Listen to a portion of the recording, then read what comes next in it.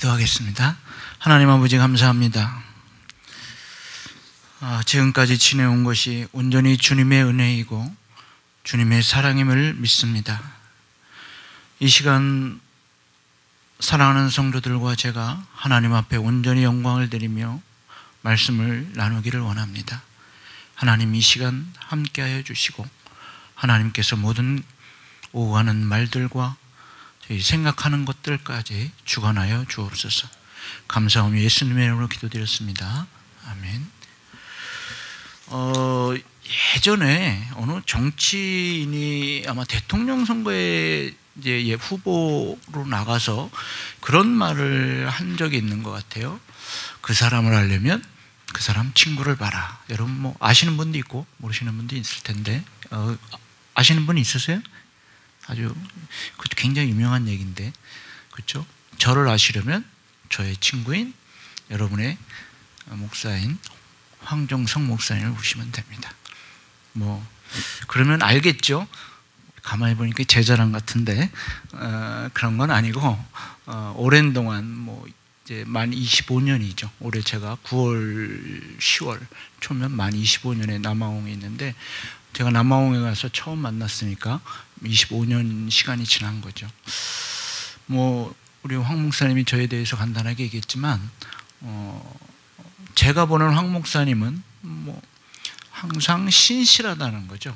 그러니까 총각 때 보고 결혼해서 보고 뭐 지금까지 이제 중간중간에 연락하면서 뭐 교회를 개척할 때도 그랬고 여러 가지 일 있을 때마다 서로 소식을 나누면서 이제 교제를 해왔는데, 그래서 제가 이제 좀 한 가지 어려운 점이 있었어요. 뭐 이렇게 보니까 교회 이름을 뭐라고 했는데 잘 모르겠어요. 길어.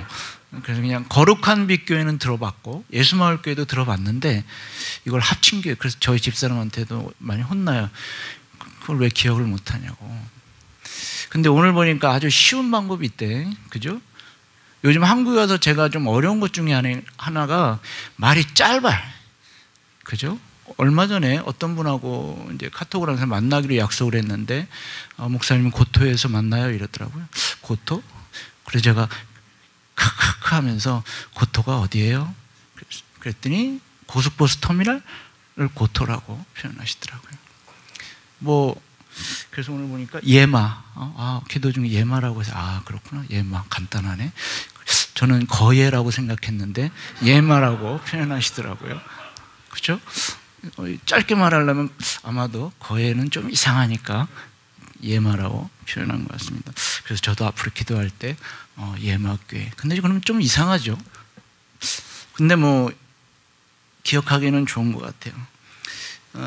오늘 이렇게 귀한 자리에 이렇게 세워주신 우리 목사님하고 또 여러분들에게 감사드립니다.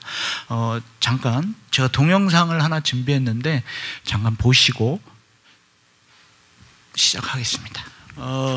지금 보여드리는 동영상이 뭐 전체적으로 그냥 제 사역을 그냥 리뷰한 겁니다. 제가 말로 하는 것보다, 제가 사실은 컴퓨터는 되게 좋아하는데 뭐 좋아하기도 하고 잘하기도 해요. 뭐 황 목사님은 아마 아실 거예요. 근데 이 영상을 제작하거나 이런 건 좀 많이 서툴러요. 그래서 제가 이런 걸 만들지 않다가 이번에 나오기 급하게 결정하면서 어떻게 해야 되나 하다가 다녀보니까 이게 설명으로는 잘 안 되는 게 있어서 영상으로 좀 만들어 본다고 해서 그냥 만들어 본 겁니다. 그래서 여러분 뭐 너무 저를 뭐 수준을 따지면 곤란하고 그냥 이렇구나 라고 이해하시면 좋을 것 같아요. 오늘 여기에 나온 노래가 사실은 이제 줄로로 된 말이에요. 이게 뭐 이렇게 이제 그냥 간단하게 말씀드리면, 나는 불행하고 힘들었는데 뒤돌아보니 당신이 나와 함께 있었습니다. 그래서 나는 지금 너무 행복합니다 라는, 아프리카의 말은 되게 이렇게 반복이 많아요, 찬양이. 그래서 계속 반복되는 그런 찬양입니다. 여러분은 행복하십니까? 사람은 참, 저는 그렇습니다. 저는 어리석더라고요. 뒤돌아보면 행복했던 것 같은데 지금은 항상 좀 뭔가 아쉽고, 지금은 좀 뭐 불행까지는 아닌데 좀 그냥 힘들다고 느껴요. 조금 똑똑해서 지나간 다음에 행복했다고 느끼는 게 아니고, 지나간 다음에 하나님이 함께 하셨다고 느끼는 게 아니라, 지금 나와 함께 하신 하나님을 느낄 수 있고 그것으로 늘 행복하게 살았으면 좋겠다. 이게 제 소망인데 저는 잘 안 되더라고요. 여러분은 잘하고 계시겠지만 여러분의 얼굴을 오늘 보고 교회 이렇게 보면서 여러분은 참 오늘 기적을 체험하고 있다 이렇게 생각을 했습니다. 왜요? 저 생각보다 보기 어려운 사람입니다. 여러분이 보고 싶다고 해서 막 볼 수 있는 그런 사람은 아닙니다. 제가 한국에 자주 나오는 게 아니라 보통 3, 4년, 길면 4, 5년에 한 번씩 나오는 사람이 돼서 여러분들이 저를 만나려면 적어도 1박 2일의 시간이 필요합니다. 그런 물리적 거리가 있습니다. 그리고 비용도 만만치 않습니다. 그런 여러분을 위해서 제가 이 자리에 섰습니다. 얼마나 여러분 감사하셔야 되는지 아시죠? 가능하다면 다음엔 여러분이 오십시오. 제가 오는 건 힘들어요. 그래서 여러분이 오셔가지고 아까 보셨던 사역지도 한번 보시고 또 여행이라면 여행이고 한번 또 아프리카를 경험할 수 있으면 좋겠습니다. 왜냐하면 아무리 설명하고 아무리 사진을 보여준다 한들 직접 보고 직접 경험하지 않으면 그냥 우리의 상상일 뿐이죠. 다른 선교사님들은 모르겠는데 저는 항상 한국에 올 때마다 좀 부담을 느끼는 게 있는데, 많은 분들이 힘들다라는 표현을 많이 써요. 우리 선교사님 힘든 데서 얼마나 힘들어요. 우리 황 목사님은 그렇게 생각 안 할 거예요. 왜냐하면 살아봤으니까.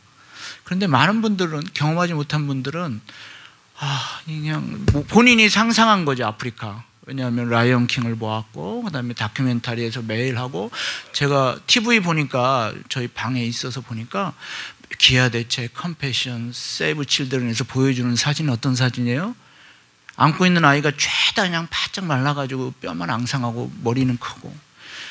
저도 그런 아이 못 봤습니다. 죄송하지만 25년이 됐는데 그런 아이 못 봤어요. 오히려 거꾸로 좀 퉁퉁하고 그냥 얼굴 동그랗고, 물론 지저분하죠. 씻지 못하니. 그런 아이는 수도 없이 보지만 그렇게 참 그런 사진, 그런 광고에 나오는 아이는 전 아직 못 봤습니다. 왜 못 봤어요? 그거 보러 가려면 찾아가야 되고, 제가 있는 남아홍의 주변에 아프리카에는 없습니다. 저 중북부 내전이 일어나거나 아니면 지금 그때죠. 그러니까 가물어서 말라비 작물이 되지 않는 그런 상황이 아니면 그런 일은 없습니다. 그리고 해마다 엄청난 돈이 전 세계에서 아프리카로 지원을 해줘요. 먹을 것과 의료 혜택. 그래서 여러분이 생각하는 것처럼 그런 아프리카는 아닙니다. 그래서 제가 여러분에게 한번 와보라고 자꾸 권유하는 거예요. 그래서 와서 보면 이제 역효과가 생기는 경우가 많습니다. 왜? 저는 항상 좋은 곳이고 괜찮다고 말했는데 본인들이 막 상상해 놓고 와서 보니까 이게 아니네. 우리 선교사님 되게 좋은 데 사네. 이거 이제 자기가 상상했던 거하고는 너무 다르니까 그런 오해를 하는 분들이 있습니다. 제가 그래서 그렇게 얘기하잖아요. 저 잘 살고 있다, 좋은 데서 얘기했지 않냐고. 본인이 안 믿어놓고 저를 탓하는 경우가 좀 있습니다. 그래서 제가 누누이 얘기합니다. 전 살만하고 좋습니다. 근데 언제부턴가 좀 바뀌었어요. 남아공 좋던데요? 케이프 아주 멋있던데요? 그래서 제가 그게 이제 월드컵, 남아공에서 월드컵 전후에서 그 전에 또 한국 분들이 여행을 많이 다니다 보니까 이제 아프리카도 여행도 좀 오고 이러다 보니까 이제 케이프타운 같은 데가 되게 좋네요. 이런 이제 표현도 많이 하시더라고요.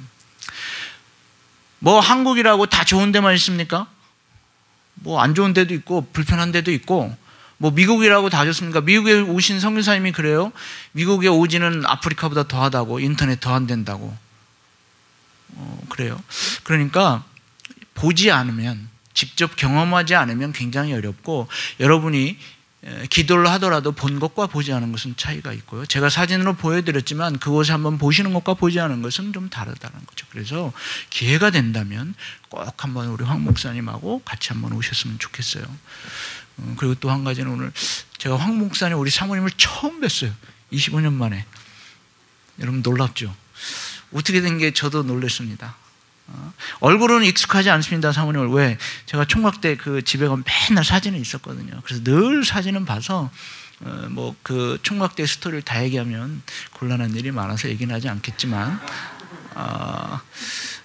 그 결혼하는 과정에 제가 좀 일조를 했어요. 안 그랬으면 오늘 사모님하고 결혼 못할 일도 있었어요.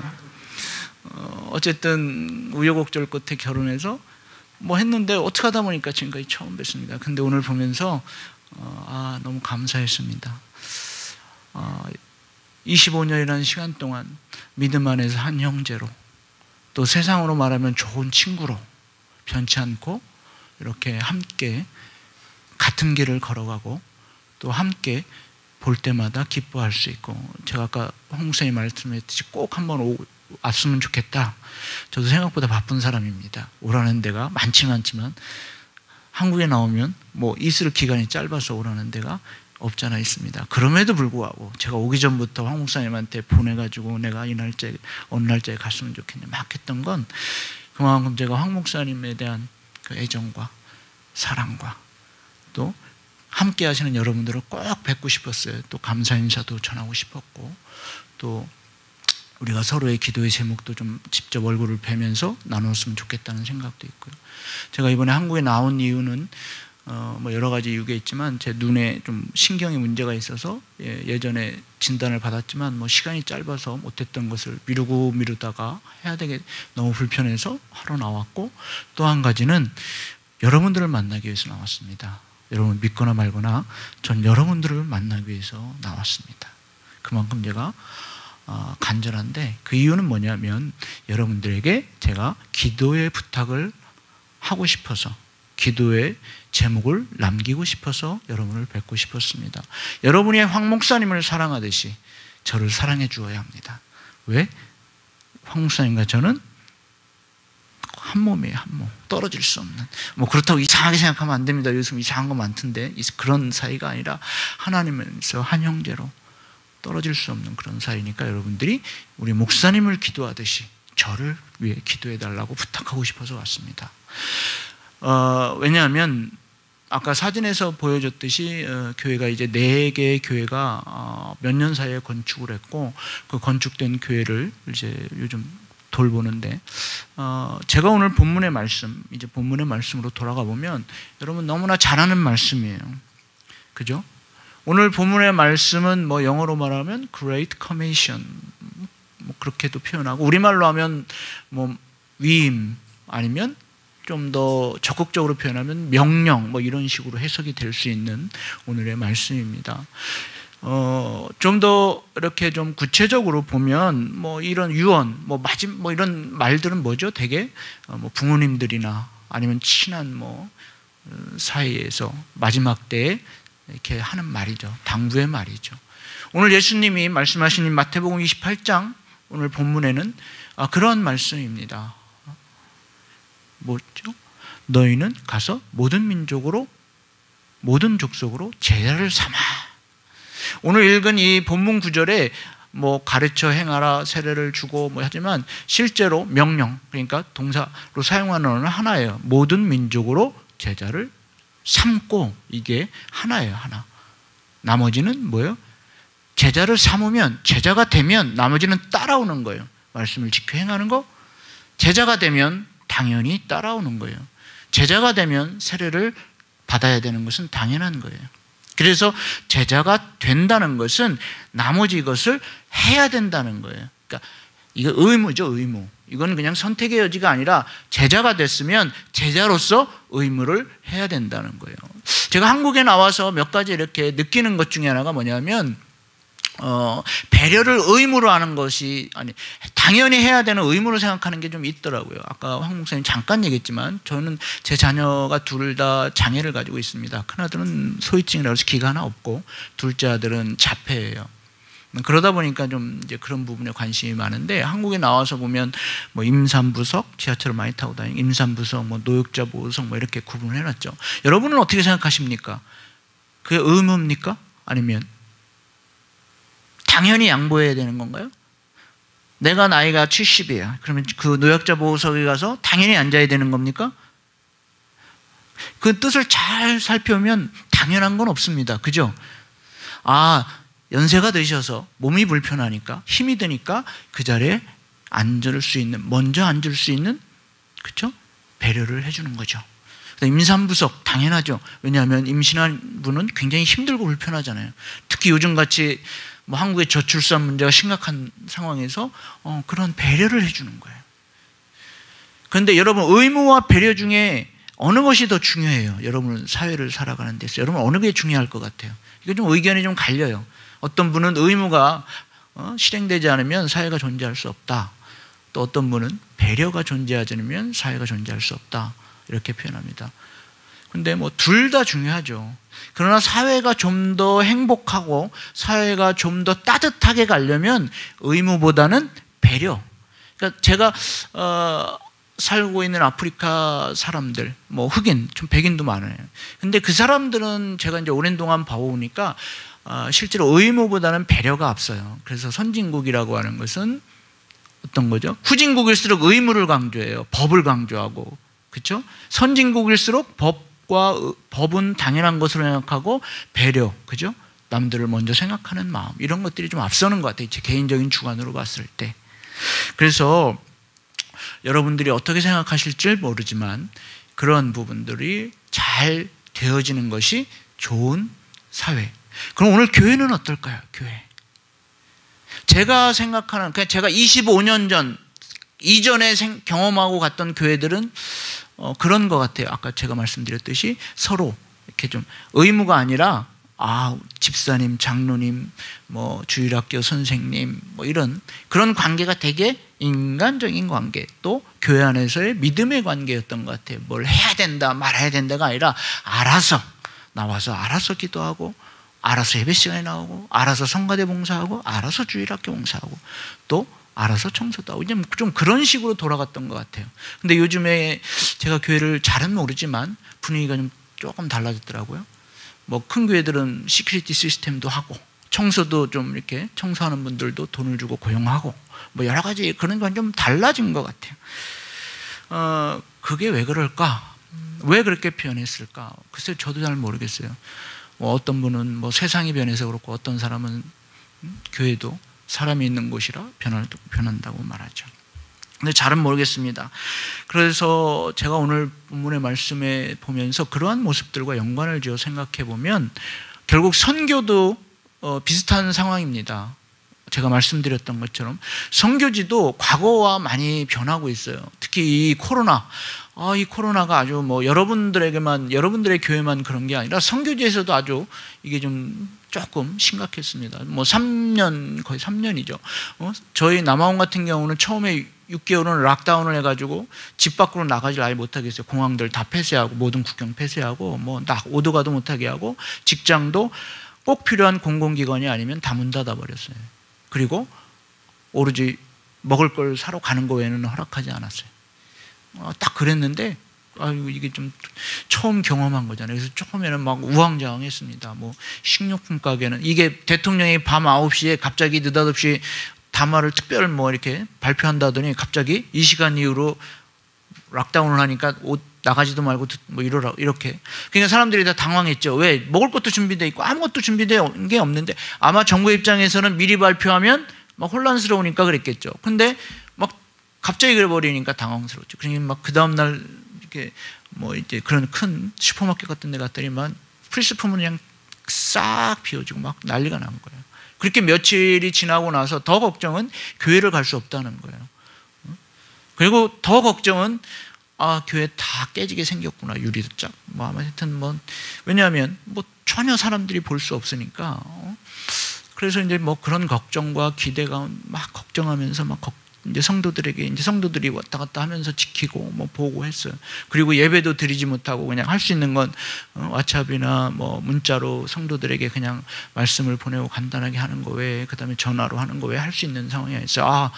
정말 팬데믹이 온 거죠. 뭐 여러분들도 뭐 비슷한 경험을 했겠죠. 그러면서 우리가 예배 드린다는 거, 모여서 예배 드린다는 거, 함께 예배 드린다는 거, 그렇게 소중한 게 피부로 이렇게 몸으로 느껴본 건 처음이었던 것 같아요. 뭐 여러분은 어떠셨는지 모르겠지만 저희는 그랬습니다. 그래서 그러면서 이 선교에 대한 생각을 다시 한번 하게 된 거죠. 그런 물리적인 어떤 외부의 충격으로 인해서 그냥 막연하게 생각했던 것들이 이제 변하게 된 거예요. 그래서 어떻게 선교를 해야 되느냐, 앞으로 이런 상황이 또 닥칠지도 모르고, 그리고 뭐 3년이라는 시간 동안 한국도 그렇겠지만 예배를 제대로 드리지 못했고 여러 가지 교회의 어떤 것들을 행하지 못한 상황 속에서 성도들의 신앙이나 여러 가지가 할 수 없는, 선교를 할 수 없는 상황에서 어떻게 해야 될까? 앞으로 이런 상황이 또 닥칠 텐데 어떻게 해야 될까? 그러면 선교를 앞으로는 어떻게 해야 정말 이런 상황이 와도 잘할 수 있을까? 그런 고민을 많이 했어요. 그리고 기도하면서 제가 내린 결론이 오늘 하나님이 응답 주셨던 말씀이 오늘 본문의 말씀이었습니다. 모든 민족으로 제자를 삼아. 이 말씀이 저에게 주신 말씀이었어요. 제가 여러분들에게 나눠드린 그 메시지에 보면 여러 가지 얘기가 나오니까 그걸 참고하시고요. 그동안은 선교 사역이라고 하는 것이 여러분들도 잘 아실 거예요. 많은 선교사님들의 사역을 보았고 또 들은 것도 있고 하니까 아시겠죠. 뭐 우리가 잘 아는 것처럼 구제사역, 아까 제가 말씀드렸던 그런 단체들을 통한 많은 구제사역이 있었고, 또 학교 사역도 있었고요, 고아원 사역도 있었고, 물론 사역지마다 여건이 달라서 약간씩은 다르지만 뭐 비슷한 형태로 다 진행이 돼요. 어떤 일종의 프로젝트나 시설을 이제 선교사들이 하면서 이제 어떤 선교 활동을 했어요. 그런데 그거는 한국이 굉장히 교회가 활성화되고 막 믿음이 좋고 막 교회 헌금도 잘하고 했을 때는 가능해요. 문제가 없어요. 왜? 한국에서 계속 그런 것들을 후원하고 은혜를 받기 때문에 문제가 없었어요. 그런데 이 팬데믹이 오면서 한국 교회가 많이 어려워졌죠. 그러다 보니까 어떤 마음 아픈 일이 있었냐면 선교사들이 한국으로 귀국하는 일이, 그러니까 후원이 뭐 팬데믹 1년 차 때는 괜찮은데 2년 3년 차 되니까 교회가 재정이 이제 큰 교회들은 좀 덜했는데 좀 작은 교회에서 파송받은 분들은 이제 교회가 어려우니까 이제 저희가 후원을 하기가 어렵습니다. 뭐 그러니까 다른 교회도 다 마찬가지잖아요. 그러니까 대체할 그런 상황도 없이, 그래서 어쩔 수 없이 한국에 선교를 정리하고 들어온 분들도 있었습니다. 그건 남아있는 분들은 남아있는 분대로 많이 어려워졌고요. 그러니까 그 과거에 했던 그런 사역들이 굉장히 이제 벽에 부딪히는 겁니다. 계속 물질적인 부분이 들어가야 되는데 방법이 없는 거예요. 그렇다고 선교사가 거기서 어떻게 할 수 있는 부분이 없는 거예요. 저는 조금 덜했기 때문에 좀 덜했는데, 어쨌든 그러한 상황 속에서 선교사들도 막 이제 뭐 같이 모여서 여러 형태의 이야기를 했습니다. 뭐 한국처럼 이런 유튜브를 통해서 이제 뭐 해야 되지 않냐, 그 다음에 뭐 강의나 설교들을 그런 동영상을 제작해서 그들에게 주고 그들이 볼 수 있게 해야 된다, 뭐 여러 가지 상황을 했습니다. 그렇게 듣다 보니까 한국도 많이 지금 예배 형태가 그렇게 많이 변했더라고요. 유튜브를 지금 여기도 하고 계시지만 유튜브라든지 방송 뭐 이런 거, 죄송하지만 저는 100% 반대하는 사람입니다. 너무 극단적이죠. 왜 극단적이냐면 사람이라는 게 참 무서워요.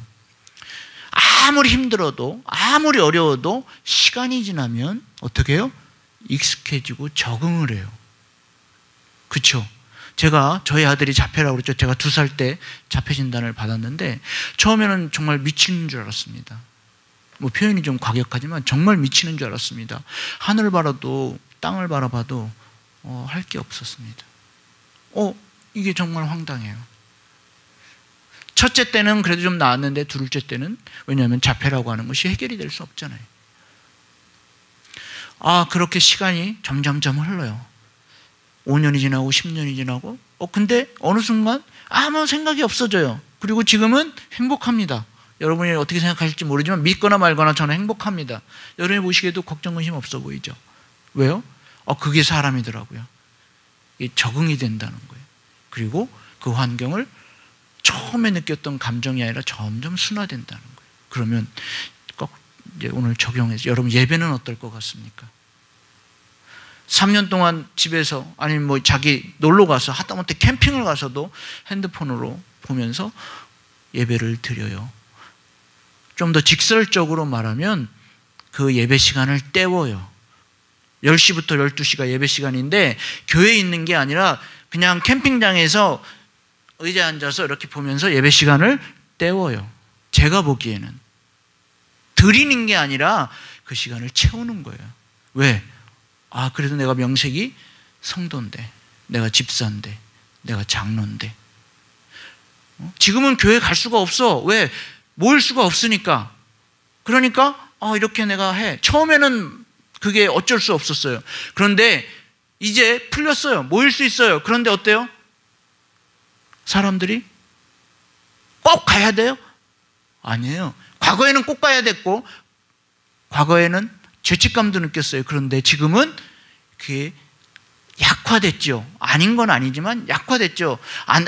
이번 정 안 되면 할 수 없지. TV 켜놓고 유튜브 연결하고 그러면 되죠. 여러분, 어떻게 생각하세요? 이건 굉장히 심각한 문제입니다. 이게 제가 왜 이 말씀을 드리냐면, 여러분 한국 교회만 그런 게 아니라 선교지에도 그렇고요, 미국 교회도 그렇고 유럽 교회도 그래요. 전 세계가 가지고 있는 문제입니다.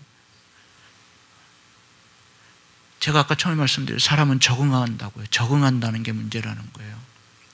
안 하고 그냥 계속 가면 괜찮은데 자꾸 바꾸면 바꾸는 대로 적응을 한다는 거예요. 여러분이 생각하는 예배는 어떤 형태입니까?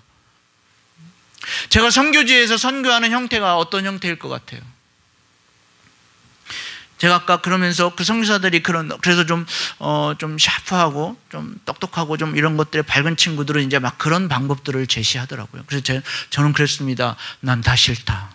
나는 그들을 가서 만나야 되고, 그들하고 앉아서 성경 공부해야 되고, 그들하고 같이 예배를 드려야 된다라고 생각한다. 나는 별로 좋아하지 않겠다. 그리고 안 한다, 나는.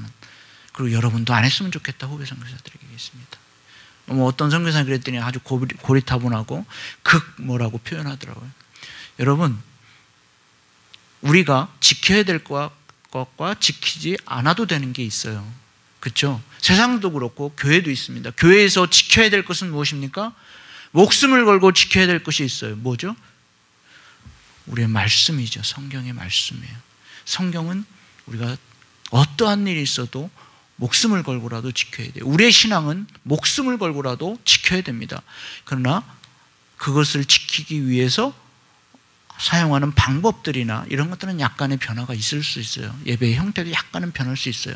그러니까 예배의 형태가 오늘 이 거룩한 교회처럼 약간 변화를 줄 수 있어요. 그러나 예배를 드리는 것 자체를 변화를 주면 안 돼요. 이게 무슨 뜻입니까?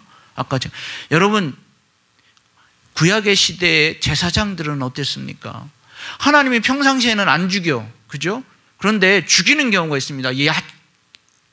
그냥 아무 이유도 없이, 이유가 없는 게 아니라 아무런 자비 없이 죽일 때가 있습니다. 어떨 때입니까? 하나님 앞에 제사 드릴 때, 그렇죠? 제사를 레위기에 말씀하시는 그대로 하지 않을 때 어떻게 해요? 그냥 죽여버립니다. 말이 필요 없어요. 이게 좀 극단적으로 들리실지 모르지만 오늘날의 우리 예배가 하나님 앞에 우리의 신령과 진정으로 드린다면 어떻게 해요? 변하지 말아야 될 것이 있다는 거예요. 그래서 제가 선교지에서 그런 것들을 보면서, 제가 아까 보여드린 그런 동영상 속에서도 봤지만, 이제 제가 과거에 선교사들은 한국 교회를, 후원하는 교회들을 생각하지 않을 수가 없었습니다. 왜? 성도들이 봤을 때 우리 선교사님 사역을 잘하고 있구나, 선교지가 정말 잘하고 있구나라고 느껴야 돼요. 그러면 어떻게 해야 돼요? 뭔가 보여줘야 됩니다. 이왕이면 사진도 많은 사람들이 모인 것을 보여줘야 되고, 예배도 많이 참여하는 것을 보여줘야 되고, 뭔가 이렇게 많은 것을 보여줘야 돼요. 그러지 않으면 한국 교회가 좀 이렇게 실망을 할 수도 있고 조금 그럴 수도 있어요. 그러다 보면 후원의 문제가 생길 수도 있어요. 그러니까 선교사들이 어쩔 수 없는 그런 상황 속에서 그렇게 할 수밖에 없습니다. 근데 다행히 저는 주후원교회는 없기 때문에 그러거나 말거나 나는 내 길을 가련다, 내가 하고 싶은 대로 한다, 그냥 그렇게 생각하고 합니다. 그래서 모든 민족으로 제자를 삼아. 어떻게 해야 돼? 제자를 삼으려면 어떻게 해야 되는 게 제일 좋아요? 제일 좋은 건 얼굴을 보는 거예요. 그리고 가능하면 1:1로 하는 거예요. 그리고 어떻게 해요? 그 안에서 교감이 이루어져야 돼요. 그래서 아까 사진들 보면 저보다는 우리 집사람이 많이 나오죠. 우리 집사람이 저보다 훨씬 나아요. 특히 여자 성도들은 어디나 그렇겠지만 우리 집사람이 1:1로 하고, 그러다 보니까 처음엔 어려웠는데요, 시간이 지나니까 흑인들이 마음을 열어요. 그리고 그 어려움들을 집사람에게 토로하면서 울면서 같이 기도하달라고 그러고, 이게 처음에는 그들도 익숙하지 않아서 좀 그랬는데, 저희 교회 성도나 저희 내 교회는 의무입니다. 바이블 스터디가 T라는 교재를 사용하는데 단계별로 무조건 해야 돼요. 그리고 교재도 저희 교회가 헌금으로 반은 부담해주고 반은 자기들이 내야 됩니다. 뭐 10,000원 정도 하는데 5,000원은 지들이 내야 돼요. 이게 공짜로 주면 어떤 현상이 생깁니까? 이게 대충 굴려요. 근데 10원이라도 자기 돈이 들어가면 아주 그냥 굉장히 중요하게 생겨요. 흑인들의 습성입니다. 그래서 무조건 사게 합니다. 그 다음에 소문을 듣고 성경 공부를 하고 싶다고 오는 분들이 있어요. 그분들한테는 교재값을 다 받아요. 그렇게 성경 공부를 하니까 변화가 오긴 진짜 와요. 과거에는 교회 좀 일을 하면 돈을 요구했는데 지금은 돈을 요구하지 않습니다. 자기들이 와서 뭐 페인트 칠도 하고 뭐 좀 고치기도 하고 해요. 그러니까 이게 생각보다 효과가 있습니다. 근데 한 가지 문제가 있어요. 어떤 문제가 있을까요? 어떤 문제가 있을까요? 이 사진을 찍는 데 문제가 있어요. 보여줘야 되는데 한국에 보여주는 게 어려워. 이게 한국에서 보면 맨날 한 사람 두 사람 붙잡고 언제 뭐 선교하냐고 이런 말이 나올 수 있잖아요. 특히 좀 연세가 있으신 분들이 보기에는. 근데 제가 어떻게 쓸까요? 아까 말씀드렸죠. 신경 안 씁니다. 어차피 과거에도 없었고 지금도 없는데 뭐 새삼스럽게 제가 더 뭐 보여주려고 할 필요도 없어요. 그래서 오늘 말씀대로 저는 그냥 해보려고 노력하고 있습니다. 그냥 제자를 삼는 거예요. 한 영혼이라도 제대로 제자를 삼아서 그 제자들이 그 말씀대로 지켜서 행하고 그대로 살고, 그 다음에 무엇을 해요? 그들이 전도를 하고, 그들이 전도를 해서 어떻게 해요? 교회를 세우고. 그러면 어떻게 해요? 교회를 세우고 그 세워진 교회들이 어떻게 할까요? 선교를 합니다. 이게 이제 꿈 같은 얘기 같죠. 제가 지금 최종적으로 이루고자 하는 꿈은 그겁니다. 지금 내 교회를 세운 이유가 있습니다. 저도 처음엔 교회 건축에 별 관심이 없었어요. 그럼 별로 부정적으로 봤습니다. 그런데 이 선교를 제가 하려고 하는 것을 하려다 보니까 무엇이 필요하냐면 장소가 필요하고 함께할 공간이 필요한데, 너무 감사하게 2017년에 한 은퇴하신 선교사님을 통해서 제안이 들어왔고, 하나님이 제가 고민하고 기도하던 때 이것을 주셨어요. 그래서 그 교회들을, 내 교회를 하나의 공동체로 만들어서, 여러분 생각보다 아프리카의 장점이 뭐냐면 돈이 많이 안 든다는 거예요. 그래서 한 교회에서 10만 원씩만 헌금 중에 내면 40만 원이 되면 한 목사가 일을 하지 않고도 생활이 가능해요. 그러면 그 목사가 풀타임으로 목회 사역을 하면서 교회를 세울 수 있어요. 할렐루야죠. 그래서 제가 교회를 4개를 지은 거예요. 근데 보니까 좀 잘 지지 않았어요? 저거 잘 진 겁니다. 빨간 벽돌 해가지고 신경 많이 써서 돈도 많이 들었습니다. 그런데 잘 지은 이유가 있어요. 왜 그랬겠습니까? 대충 질 수도 있어요. 돈을 덜 들이고. 그러면 어떤 문제가 생겨요?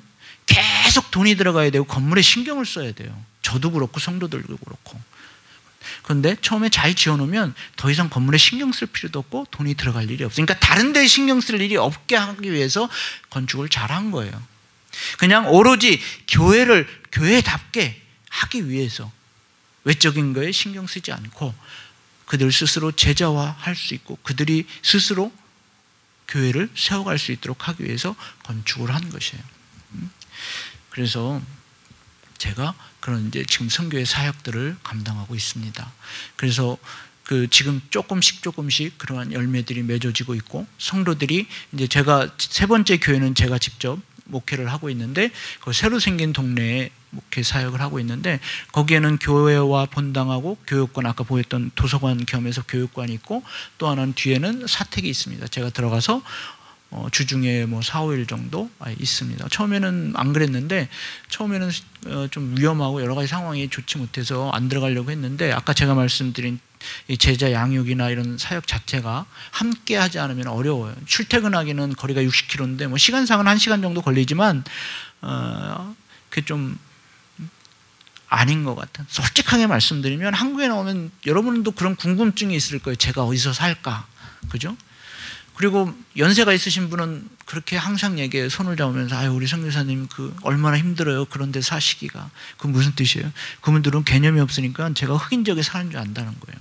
그렇죠? 여러분들 뭐 그렇게 비슷하게 생각할 거예요.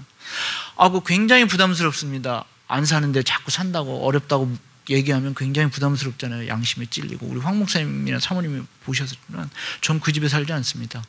우리 황 목사님하고 사모님이 저희 남아홍에 오셨었는데 지금도 그 집에 계속 살아요. 20년째. 제 집은 아니고 렌트에 사는데 어떻게 감사하게 계속 살아요. 좋은 지역에 잘 살고 있습니다. 그러다 보니까 저 스스로 자꾸 찔려요. 근데 많은 선교사님들이 그렇게 살기 어렵습니다. 흑인족이. 그래서 고민하다가 내가 조금 양심에 조금이라도 덜어보자 해서 그냥 들어가서 살아봤습니다. 2008년부터 조금씩 이제 들어가서 흑인 빈민지역에 처음에 할 때 아까 두 번째 사역 계에서는 빈민지역에 3평짜리 윈디하우스라고 해서 나무로 지어진 데 들어가서 주중에 살았습니다. 혼자 들어가서 그래 뭐 밤에 총소리도 나고 뭐 주말 되면 술 먹고 뭐 같이 옆에 사는 집사가 와가지고 뭐 어제 누가 죽었어, 누가 뭐 총 맞아서 칼 찔렀네 이런 상황. 어느 날 보니까 제가 갔더니 그 윈디하우스라는데 I will kill you 이렇게 라카로 쫙 써놨더라고요. 이제 왜 써놨냐 봤더니 맨날 그 교회 앞에 술 먹고 맨날 돈 달라고 하는 친구가 있었어요. 교회도 안 되는 맨날 교회 나와라. 뭐 가끔 주는데 그러니까 그냥 술 먹고 와가지고 밤에 이렇게 써놓은 거예요. 자기 열받았다고. 근데 제가 웃고 말았는데 그래서 지금 세 번째 교회의 사택을 제가 져서 어쨌든 들어가서 살면서 이제 그러니까 좀 편해졌어요. 뭐 늘 항상 아무 때나 성도들이 올 수 있고 또 성도들이 일하는 분들도 많고 그래서 저녁이나 오후에 또 일하는 친구들은 오전에 그러니까 이게 교회에 있으니까 그게 이제 가능한 거죠. 저는 뭐 4, 5일 정도 있고 집사람은 이제 아이들이 있으니까 매일 오지는 있지는 못하고 한 이틀 정도 같이 자면서 이제 이틀 내내 쉴 틈 없이 그냥 반복하죠. 저희 집사람이 하는 일이 아까 보셨듯이 성경 공부하는 거. 저희 집사람이 또 이제 굉장히 잘 나가는 선생이에요. 그러니까 영어, 아이들 숙제, 영어, 수학, 뭐 전공, 이제 수학을 잘하는데 그러다 보니까 아이들 학교 모든 걸 봐줘요. 처음에는 아이들이 반신반의했는데 공부하던 아이들이 학교에서 막 되게 잘해요. 수학도 막 잘해주고 성적이 올라가니까 아이들이 많이 모여요. 그래서 제가 그것을 하는 이유는 우리나라 비슷해요. 결국 미래를 보고 그 아이들에게 더 시간을 투자하고 그 아이들에게 또 이제 말씀을 가르쳐요. 그러니까 공부를 하는 대신에 돈은 안 받는 대신에 니네들이 교회는 안 나와도 좋은데 이제 한 30분 정도 이렇게 지루하지 않을 정도 또 이렇게 말씀도 간단하게 가르쳐요.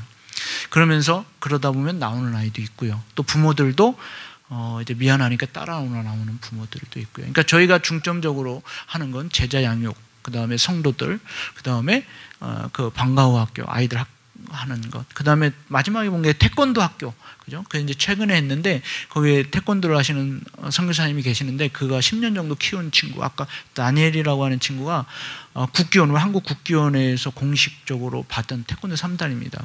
그래서 그 친구를 저희가 좀 사례비를 주고 첫 번째 교회 숙소가 있는데 거기 약간 넓은 장소 있죠. 거기 제일 큰데 거기에서 사범으로 아이들을 가르쳐요. 그럼 아이들이 오후에 특별히 할 게 없으니까 거기는 아이들을 그렇게 태권도를 통해서 모아서 이제 태권도를 하고 이제 이렇게 시간으로 돌아가는데 끝나면 그 옆에 있는 교육관으로 모아가지고 이제 간단하게 또 성경 공부도 하고 결국은 뭐 어디나 마찬가지죠. 현재를 생각하지만 미래를 준비해야 되는 그렇잖아요. 그래서 저도 뭐 5년에서 7년 사이에는 들어올 계획입니다. 저희 둘째 아이 때문에. 그래서 그러면 한 30년 좀 더 있게 되는데 그 정도면 뭐 조금 하고 나오는 거니까. 그래서 이제 저도 제 계획 속에서 시간이 얼마 남지 않아서 더 좀 거기에 집중하고 있습니다. 그래서 그 사역들을 통해서 이제 아이들이 키워지고 그 아이들 중에 대학을 들어가고 대학을 제가 나올 때쯤 졸업하고 좀 이렇게 좀 어떤 역할을 할 수 있는 또 지금 목회자도 함께하는 목회자가 둘이 있는데 제가 많은 목사들이 연락을 합니다. 왜냐하면 선교사한테 도움을 받을 수 있으니까. 그런데 제가 다 거절을 해요. 그들에게 이렇게 말하면 쉽게 거절이 돼요. 그들이 제일 원하는 게 뭘까요? 그 목사들이 저에게 전화하고 막 이렇게 연락하는 이유가 뭘까요? 뭐 간단해요. 쉽게 생각해 보십시오. 교회 져주세요 이거예요. 교회 져주세요. 그래요. 교회 져줄게요. 그러면 당신 땅을 우리 선교회에 등록하세요. 그럼 어떨까요? 저는 안 합니다. 왜? 자기 걸 져달라는 거지. 그러니까 건물 져주고 가세요 이거예요. 그러니까 제가 왜 져줍니까 그런 거를. 그죠? 그런데 많이 져줍니다 선교사님들이. 그러다 보니까 뭐 저도 당연히 저한테도 요구하는 거예요. 왜 져줄까요? 왜 져줄까요? 왜? 제일 쉽잖아요. 그리고 아까 제가 했던 거죠. 제일 눈에 띄잖아요. 그렇죠? 뭐 그러니까 교회를 져주는 거예요. 그리고 뭐 잘 또 사용하고 잘 가르치면 되니까. 사실 선교사가 제일 쉬운 건 교회 짓는 거예요. 제일 어려우면서도 쉬운 게 교회 짓는 것이고, 한국 교회 성도들이 가장 감동받는 게 뭐예요? 교회 건축하는 거예요. 이상하죠? 한국 교회에서 성도들이 한국 교회에서도 지금은 모르겠어요. 과거에 막 성전 건축한다고 그러면 엄청난 헌신을 했던 것처럼 우리는 그런 한이 있어요. 이 세상적인 표현으로 교회 건축에 대한. 그래서 선교사들도 많이 해요.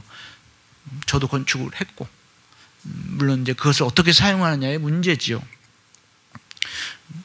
그래서 제가 지금 말씀들을 쭉 나눴습니다. 이제 정리를 좀 해보려고요.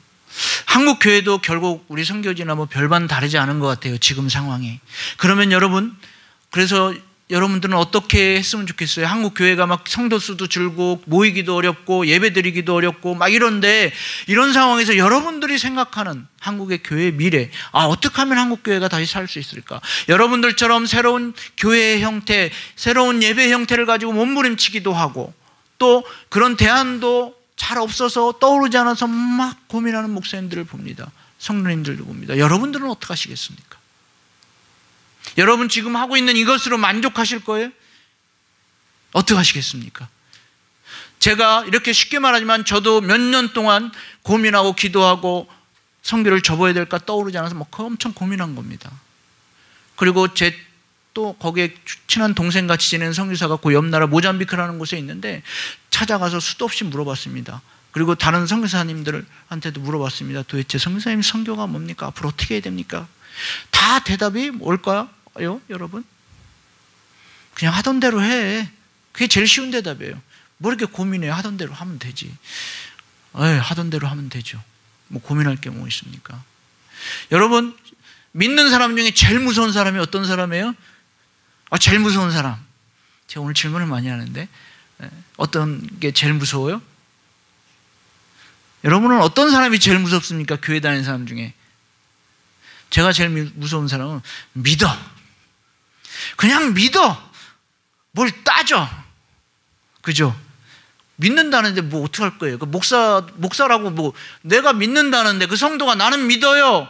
그런데 거기에 뭘 말해요? 자기가 믿는 신앙, 믿는 믿음이 맞다는데, 그게 그래서 자기가 믿는다는데 그거 어떡합니까? 믿어. 똑같은 거예요. 그냥 하던 대로 해. 뭐 하던 대로 하는 게 제일 좋죠. 그러나 하던 대로 하기에는 지금 상황이나 여러 가지 앞으로 생각하면 좀 답답하더라고요. 그래서 제가 몇 년을 고민하면서 하나님이 저에게 주신 말씀이 오늘 이 말씀이라는 거예요. 너무 쉽죠? 너무 간단하죠? 늘 듣죠? 여러분, 제가 요즘 지하철을 타고 다니는데 한 번은 종로 3가인가 어디를 갔는데 거기가 4개인가 3개가 이렇게 겹치더라고요. 제가 3호선을 타고 다니는데 3호선을 타고 와서 5호선인가를 타야 되는데 막 가다 보니까 3호선 앞에 또 있네. 황당했습니다. 왜 그랬는지 보니까 쭉 나와서 3호선을 다시 타게 된 계기가 앞쪽에 3호선으로 다시 내려간 거예요. 그럼 어떻게 해야 돼요? 되돌아가야죠. 아마 제가 제일 좋은 방법은 어떤 거예요? 중간에 알아서 처음으로 돌아가서 다시, 그렇죠? 보고서 찾아가면 사실은 시간 낭비를 덜해요. 근데 제가 가면서 이거 이상하다 좀 생각은 했어요. 몇 번 다녔던 게니까. 근데 뭐 잘 모르니까 막 그러다 보니까 아니나 달라 3호선 앞에 또 있어져. 황당하더라고요. 여러분, 지금 이런 제가 여러 가지 뭐 한국 교회나 선교제 이야기를 했잖아요. 여러 가지 문제가 있다고 얘기했잖아요. 그럼 어떻게 해야 돼요? 우리는 말씀으로 돌아가야 되고, 제일 쉽고 간단하지만 예수님이 우리에게 무엇을 말씀하셨는지, 무엇라고 했는지, 앞으로 너희들 어떻게 하라고 했는지를 생각해 볼 필요가 있는 거잖아요. 그런데 예수님의 많은 말씀이 있는데 결국 마지막에 가시기 전에 하는 말씀이 오늘 이 본문의 말씀이었다는 거예요. 그리고 우리가 잘 아는 그 제자들이 어떻게 살았어요? 결국 이 말씀대로 살았어요. 흩어져서, 그전에는 연약한 제자들이 막 자기 살 길 찾다가 오늘 예수님이 가시면서 이 말씀을 남기고 가셨고, 그 이후에 그들의 삶이 어떻게 했어요? 흩어져서, 그죠? 제자로 삼고, 그죠? 그 제자로 삼았더니 그 사람들이 어떻게 했어요? 그곳에 교회를 세웠어요. 사도 바울이 가는 곳마다 교회를 세웠어요? 아니요. 제자를 세웠죠. 그렇죠? 그거 좀 다릅니다. 사람을 가르쳤어요. 복음을 심었어요. 그랬더니 그들이 어떻게 했어요? 교회를 세웠어요. 그리고 교회를 세우고 어떻게 했어요? 그들이 말씀을 지켜 행했어요. 그랬더니 어떻게 됐어요? 그 지역의 주변의 사람들이 저 예수쟁이들 다르네. 그렇죠? 이게 여러분 어떻게 생각하십니까? 제가 좀 오버한 건가요? 여러분의 교회가 어떤 교회가 되기를 원하십니까? 여러분의 교회가 어떤 교회가 되기를 원하십니까? 앞으로 어떻게 되기를 원하십니까? 저는 잘 모르겠습니다. 그것까지는 잘 모르겠습니다. 그러나 제가 여러분들에게 말씀을 드린다면 이 본문의 말씀처럼 여러분 예수님의 제자가 되십시오. 그리고 말씀을 여러분이 있는 곳에서 지켜 행하십시오. 그러면 전도가 생각보다 쉽지 않을까 생각해 봅니다. 요즘의 시대의 사람들은 불신의 시대라고 말합니다. 내 친구, 내 이웃, 내 가족을 잘 안 믿습니다. 각자 놀아요. 왜 그렇습니까? 왜 그렇습니까? 제가 처음에 뭔 얘기했죠? 친구 얘기를 했죠. 진짜 친구로 여기지 않는다는 거예요. 진짜 이웃으로 생기지 않는다는 거예요. 그렇죠? 요즘 뭐라고 표현하던데 혼자 이렇게 하는 거 좋아하잖아요. 그리고 제가 지하철을 많이 탄다고, 지하철에 가면 공통적이에요. 다 고개 숙이고 뭐예요? 카톡 아니면 카톡을 많이 하더라고요. 말이라는 게 없어졌어요. 사실은 말이 되게 중요한 건데 말이 없어졌어요. 아이들이. 어른들도 저는 참 이게 익숙하지 않아서 저는 카톡 없어졌으면 좋겠습니다. 제발 좀. 왜 그래? 왜요? 너무 자주 연락이 오니까 선교사가 선교제에서 너무 이 성도들하고 이게 잘 되니까 문제가 생겨요. 왜? 감동이 없어. 한국에 나와도 별로 느낌이 없어. 왜요? 너무 소식을 계속 알고 있어요. 아프면 아픈 줄 알고, 그죠? 그냥 가끔 소식을 들어야 선교 편지를 받고, 이런 상황이어야 되는, 그래, 우리가, 이거 볼 수도 없고 들을 수도 없으니까, 갈 수도 없으니까 어떻게 해요? 할 수 있는 게 기도밖에 없어요. 과거에는 그랬어요. 근데 지금은 어때요? 그냥 카톡, 페이스북, 막 이런 걸 통해서 또 선교사를 막 올리니까 너무 잘 알아. 그러니까 어떻게 해요? 감동이 있어요? 없어요? 있기는 조금 있겠죠. 그러나 과거 같은 감동이 없잖아요. 제발 페이스북 이런 거 없어졌으면 좋겠어요. 좀. 카카오톡도 좀 없어졌으면 좋겠어요. 저는 그렇다니까. 여러분이 그런 게 아니라. 우리 황 목사님하고도 가끔 해요. 다행히. 자주 하지는 않습니다. 가끔 한두 달에 한 번 안부 못 갑니다. 근데 너무 자주 하면 무슨 문제가 생겨요? 우리 황 목사님도 기도 안 할 거야. 잘 있대. 그렇죠? 여러분도 마찬가지죠. 제가 가끔 그래서 선교 편지를 보내는 거예요. 오해하지 마세요. 좀 가끔 보내야 궁금해할 것 같아서. 그리고 그래야 또 한 번 올 수 있는 기회가 생길 것 같아서 그런 겁니다. 핑계치기는 참 고상하죠. 여러분, 제가 오늘 말씀을 마칠게요. 제가 여러분들에게 원고를 보냈지만 원고는 그냥 여러분들이 읽고 이 말씀이 오늘 제가 하고 싶었던 내용이고, 오늘 제가 서두 없이 여러 가지 얘기를 했잖아요. 전 선교사지 여러분들의 담임 목사가 아닙니다. 여러분들의 담임 목사님을 통해서, 여러분들의 목사님을 통해서 말씀을 잘 들으십시오. 저보다 훨씬 우리 황 목사님은 논문이 아마 설교학이었을 겁니다. 제 기억에. 그죠? 그런 분 앞에서 제가 뭘 하겠습니까? 잘못하면 큰일 나죠. 헛소리 하다가는. 그리고 여러분들 앞에서 제가 말씀으로 뭘 하기에는 사실은 부족해서 그냥 제 선교 사역의 이야기, 또 앞으로 제가 여러분들이 부탁하고자 하는 것, 또 여러분들이 좀 그런 것들을 잘 이해해 주시기를 바라는 마음으로 제가 여러 가지 얘기를 했습니다. 마지막으로 제가 여러분들의 기도의 제목을 드리고자 합니다. 첫째는 저희 자녀들을 위해서 기도해 주십시오. 뭐 큰애보다는 작은 아이, 뭐 자폐라고 아까 말씀드렸죠. 여러분 우영우 드라마가 한때 유행했죠. 그는 다 그냥 드라마는 드라마일 뿐입니다. 진짜 자폐는 그런 일이 일어날 수 없습니다. 일어날 수도 없고, 물론 하나님이 기적을 베푸시면 일어날 수 있지만 그런 일은 없습니다. 그래서 여러분 흔히 하는 말 있잖아요. 그 자식보다 하루를 더 살기를 소망한다는 부모들의 마음, 저도 뭐 마찬가지입니다. 그래서 저는 100세까지는 살아야 될 것 같아요. 제 아들이 70살은 살아야 되니까 저는 100살은 살아야 됩니다. 꿈 같은 얘기지만, 그래서 저도 저희 아내도 또 우리 가정이 뭐 그 아이로 인해서 지금 너무 행복하게 잘 살고 있습니다. 늘 기쁨이고 너무 우리 아이도 행복하게 잘 살고 있습니다. 그러나 미래에 대해서 뭐 보장된 것은 없습니다. 우리가 그것으로 인해서 혹시라도 지치지 않도록, 우리가 실망하지 않도록, 제가 하나님 앞에 우리 가정 예배를 7시 반에 드리면 우리 작은 아이가 성경을 읽어요. 글을 압니다. 성경을 영어도 하고 한국말도 해요. 저희 둘째가. 대화가 안 통해서 그렇지. 그러면 저희가 성경을 매주 읽는 장을 읽습니다. 그리고 저와 집사람이 늘 기도하는 것은 이 모습 이대로 하나님이 영광을 받으시고 이 모습을 통해서 복음이 증거될 수 있기를 우리가 기도합니다. 여러분도 그렇게 좀 기도해 주시고, 두 번째는 저희 사역을 하는데 우리의 중심의 사역은 제자화하는 겁니다.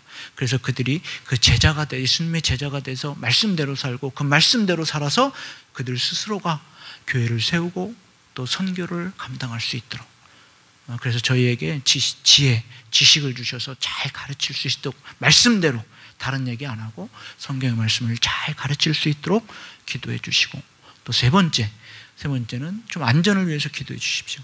뭐 과거에보다 지금 많이 안 좋아졌습니다. 그러니까 전기가 순환 단전이라고 해서 하루에 8시간씩, 뭐 요즘은 8시간씩 나가는데, 이제 발전소들이 노후화돼 가지고 지어야 될 돈을 다른 데 다 써버려서, 그러니까 하루에 뭐 8시간이라는 게 연속 8시간이 아니라 2시간 나갔다가 4시간 후에 2시간 나갔다가 4시간 후에 뭐 2시간 나갔다가 막 그 레벨이 이제 올라가는 거, 내려갔다 올라갔다 하면서 좀 달라요. 그러다 보니까 무슨 문제가 생기냐면, 밤에 나가니까 교회 같은 데가 막 도둑들이 들어요. 뭐 가져갈 것도 없는데 뭐 도둑이 가리진 않으니까요. 그래서 또 저희 집도 그렇고 그런 도둑들도 많고, 뭐 제가 도둑이라는 표현을 쓰지만 사실은 도둑이 아니라 뭐 총을 들고 강도 뭐 많이 그래요. 그래서 그런, 또 오고 가는 길에 교통사고가 나면 큰 대형 사고가 나요. 지금도 아내가 혼자 운전하고 다니는데 좀 불안하고 항상 그런 마음이 있는데, 그런 안전을 위해서 좀 기도해 주시고, 또 하나는 뭐 어제 그저께 통화를 했는데 집사람이, 제가 그 뱀이 많아요. 주변에 땅이 넓은데 농장 주변이고 그래서, 근데 그 전에 뱀을 제가 몇 번 좀 잡은 적도 있는데 괜찮냐고, 요즘 이제 거기는 이제 봄이 돼요. 겨울이 끝나고 남반구라서. 그랬더니 우리 사택 들어가는데 카페 들어갔더니 깜짝 놀랐다고. 왜 그랬더니 카페트 옆에 뱀이 이렇게 고개 들고 있더래요. 그래서 얼마나냐고 그랬더니 한 60cm 된대요. 그게 블랙맘바라고 해서 굉장히 독한 독이 있어요. 물리면 뭐 1분 안에 죽는 독인데, 되게, 근데 말하는데 되게 뭐라고 해요? 그냥 아무 일 아니듯이 얘기하더라고요. 우리 집사람이 겁이 많은데, 제가 참 죄를 많이 져가지고 집사람이 너무 세졌나 봐요. 그러니 뭐 그래서 그래서 어떻게 싹 그랬더니 뭐 작대기 뭐 이렇게 빗자루 들고 막 쫓아냈다고.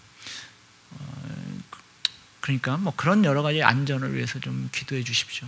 뭐 저도 여러분들을 위해 기도하겠습니다. 그 세 가지하고 또 하나 마지막으로 제가 5년 뭐 7년 이런 계획을 이제 뭐 가지고 있지만, 뭐 그것을 인도하시는 분은 하나님이시고, 제가 뭐 뼈를 묻고 이런 것까지는 못하겠지만 있는 동안 최선을 다해서 포기하지 않고 사역을 잘 감당할 수 있도록, 그다음에 뭐 재정적인 부분도 뭐 결국은 선교사가 거기서 남아서 계속 할 수 있는 방법은 재정적으로 후원되지 않으면 뭐 제 의지와 상관이 없고 제 믿음과 상관이 없는 문제잖아요.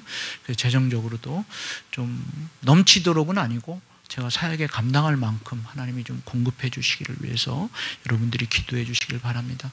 제가 여러분들 황 목사님을 통해서 여러분들의 기도 제목들을 또 받아서 저도 열심히 매일 기도하겠습니다. 지금까지 기도해 왔으니까 앞으로도 우리가 함께, 저는 함께라는 말을 참 좋아하는데, 우리가 함께 뭐 물리적인 그런 뭐 떨어진 이런 거 관계없이 우리가 영적으로 하나님 안에서 한 가족이고 한 형제, 한 자매잖아요. 영어로 뭐 우리가 늘 저는 거기서 브라더 앤 시스터라는 말을 많이 쓰지만 우리가 정말 하나님 안에서 한 형제 되고 한 자매 된 여러분들과 함께 기도 안에서 늘 교제할 수 있기를 바라고 또 기도함을 통해서 서로의 부족한 부분을 채울 수 있기를 바랍니다. 기도하겠습니다. 하나님 아버지 감사합니다. 늘 생각하고 늘 기도했지만 오늘 이렇게 직접 하나님이 거룩한 빛 예수마을교회에서 하나님 앞에 예배를 드리면서 우리 성도님들을 만나서 너무나 감사합니다. 우리 성도님들을 통해서 제가 또 은혜를 받습니다. 이 어려운 시대에 이 어려운 한국에서 정말로 신앙생활을 잘 하시는 모습을 통해서 은혜를 받습니다. 그럼에도 불구하고 여러 가지 어려운 점도 있고 힘든 점도 있을 줄을 믿습니다. 하나님, 당신이 아니면 해결할 수도 없고 위로받을 수도 없는 부분이 있습니다. 하나님, 우리 사랑하는 성도들을 하나님께서 늘 지켜주시고 보호하시며 위로하여 주옵소서. 그래서 우리가 다음에 다시 만날 때는 더 좋은 일들로, 더 좋은 소식들로 감사함으로 나눌 수 있게 하여 주옵소서. 이제 우리가 또 떨어지게 됩니다. 헤어지게 됩니다. 그러나 하나님이 함께 하시고 하나님이 우리 안에 계심을 믿습니다. 하나님께서 우리들에게 하나님의 그 크고 놀라우신 사랑과 은혜로 함께하여 주옵소서. 또 이 교회를 섬기는 우리 황종석 목사님과 우리 교역자분들과 여러분들을 하나님께서 능력을 주시고 힘을 주시고 은혜를 주옵소서. 감사하며 예수님의 이름으로 기도했습니다. 아멘.